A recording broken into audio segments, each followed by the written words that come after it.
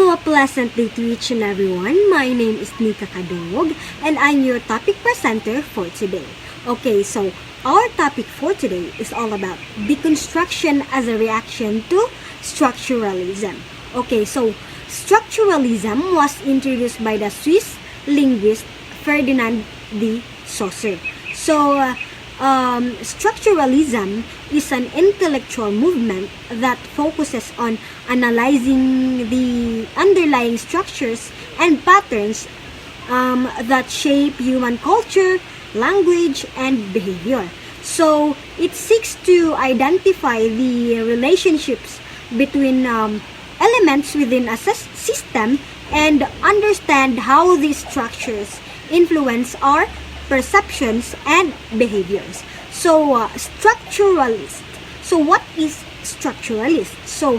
The structuralists are the people who study structuralism. So structuralists explain that it is human nature to reduce complex concepts into systems and categorize depending on how a person perceives such structures.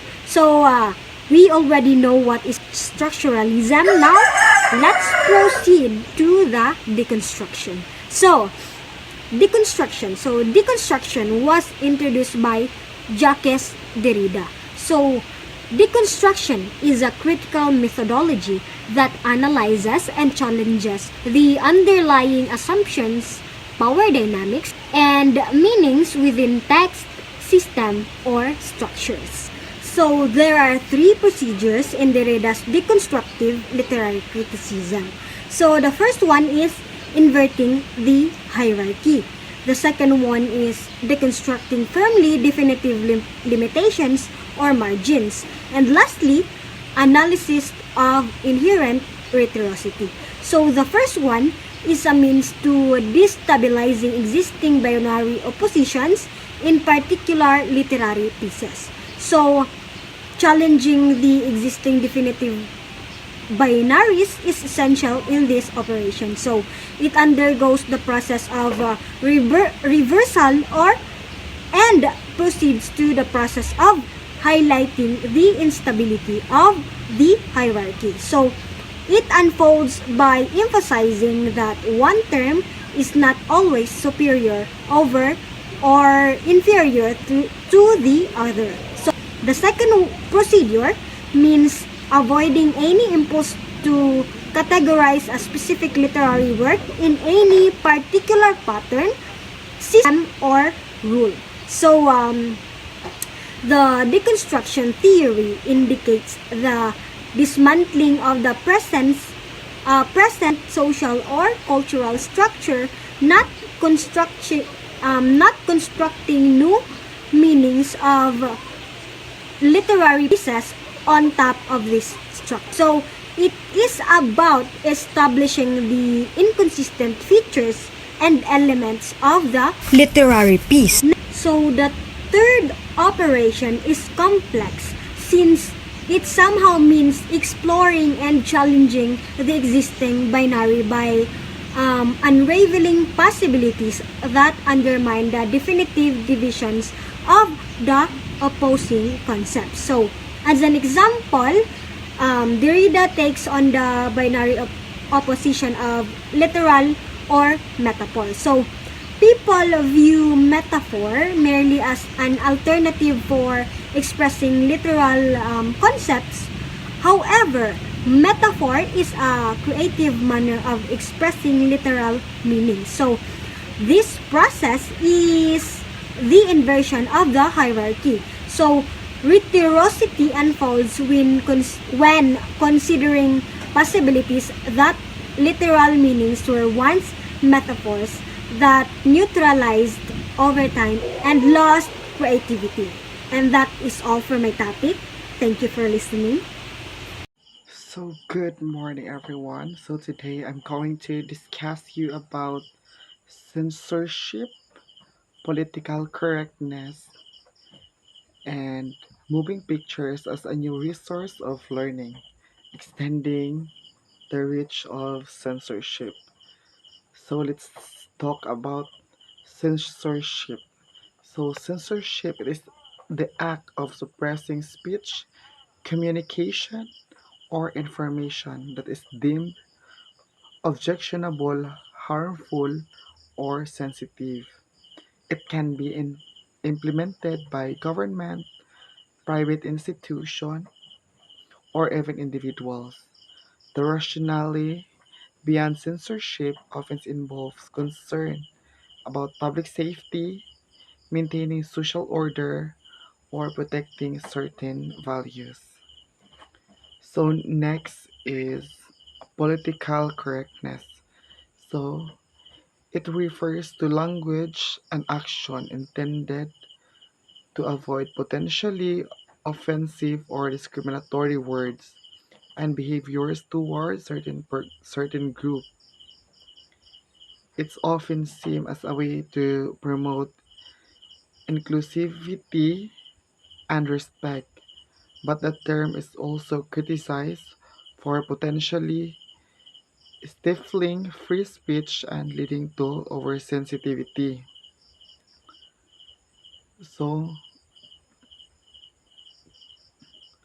underlying goal of PC is to promote inclusivity, respect, and understanding, and to reduce the potential for marginalization and discrimination. So, example,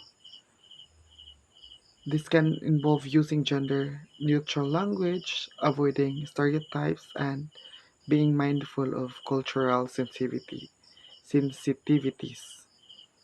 So, next is the last one, moving picture. So, moving picture like films and television can be both a powerful medium for learning and a tool for extending the reach of censorship.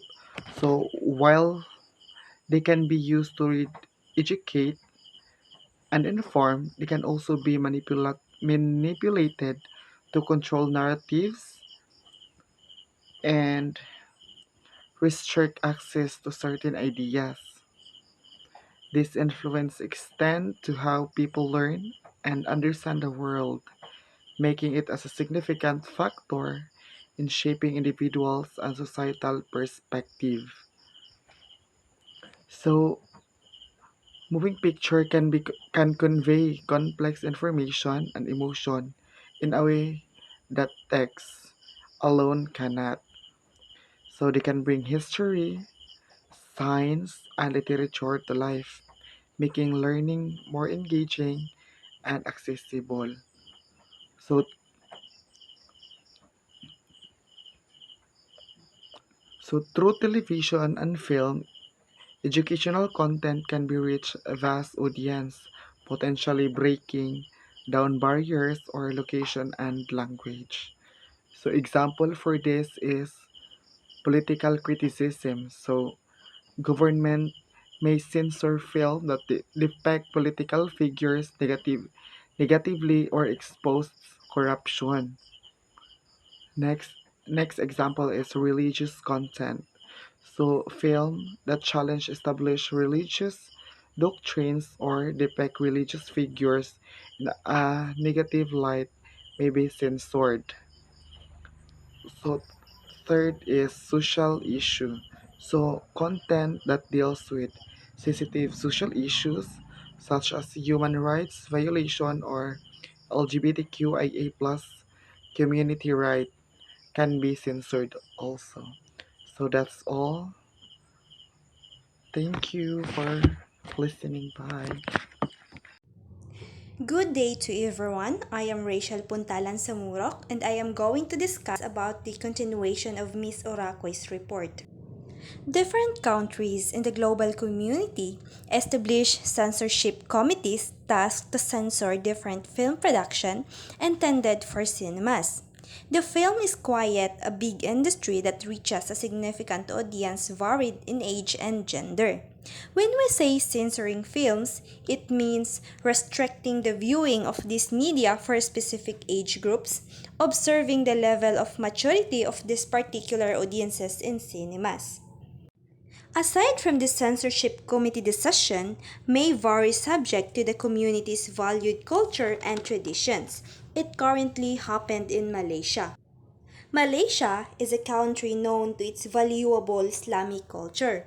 In Malaysia, their government decided to ban the showing of Disney's live action film Beauty and the Beast for its LGBTQ plus implication and content. The government authorities regarded the content as offensive to their religious beliefs. And now, let's talk about rewriting the classical tales in the big screen.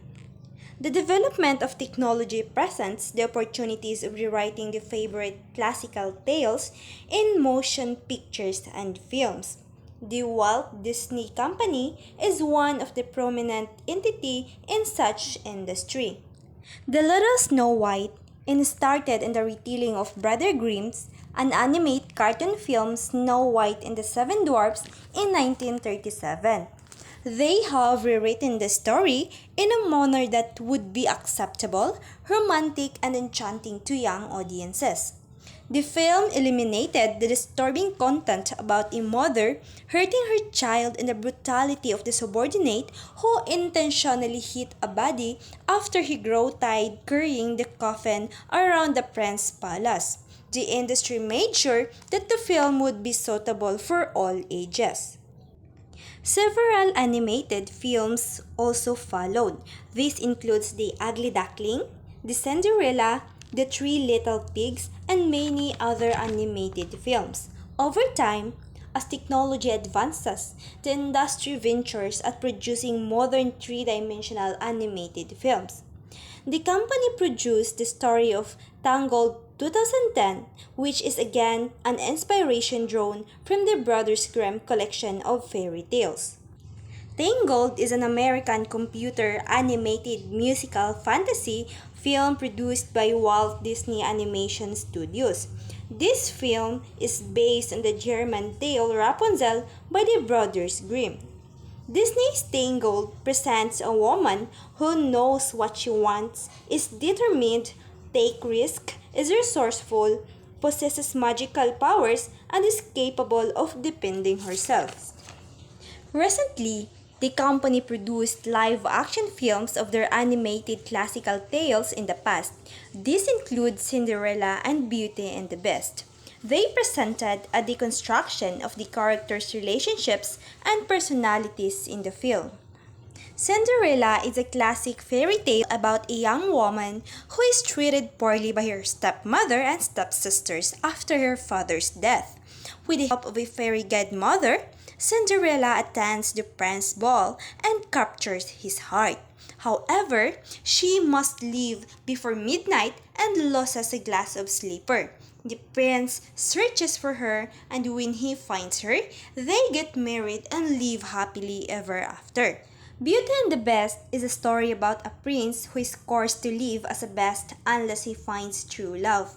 Belle, a kind and intelligent young woman, takes her father's place as the best prisoner.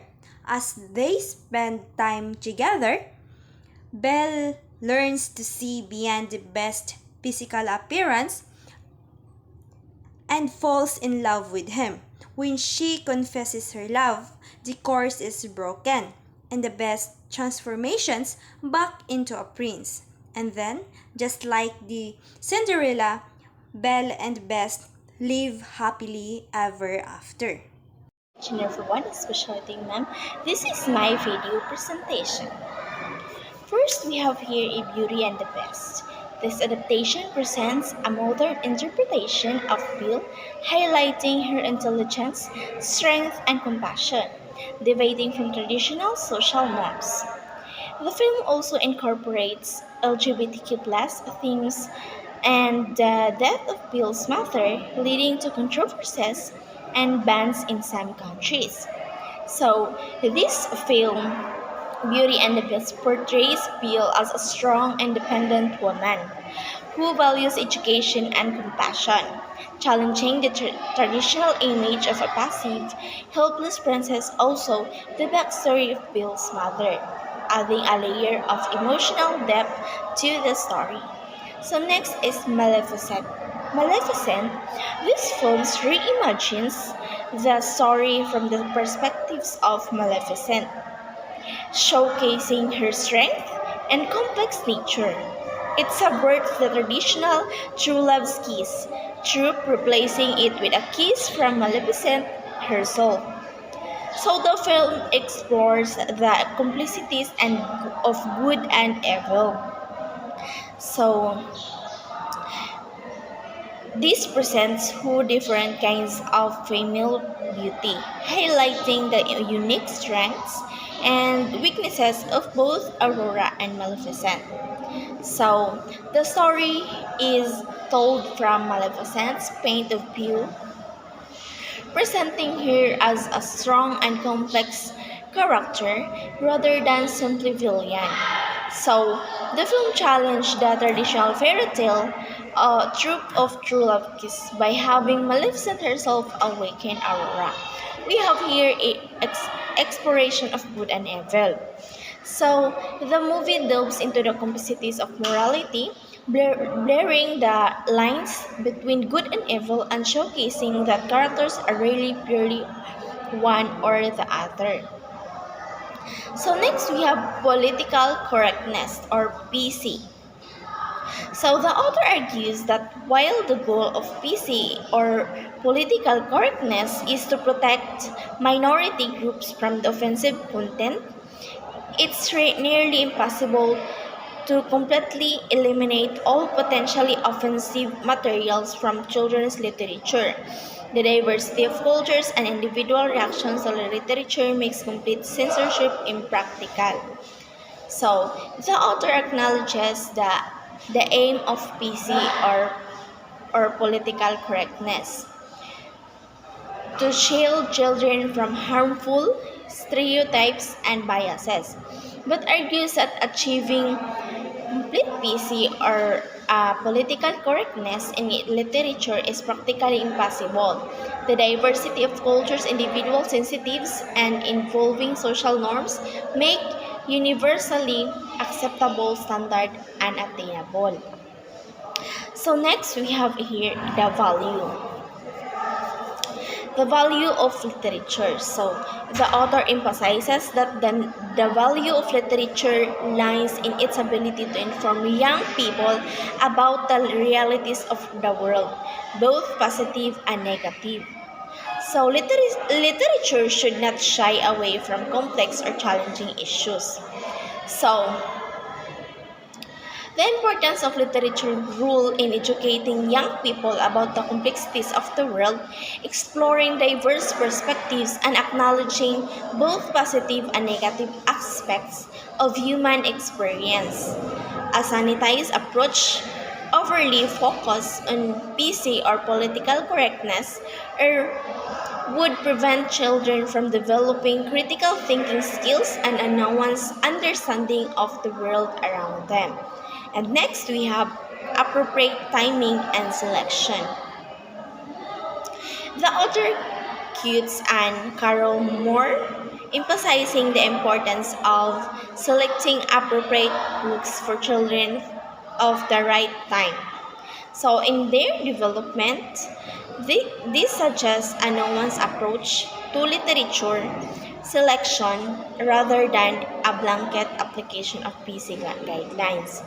So, the author advocates for a more nuanced approach in selecting literature for children, emphasizing the importance of age, appropriateness, and careful consideration of individual development.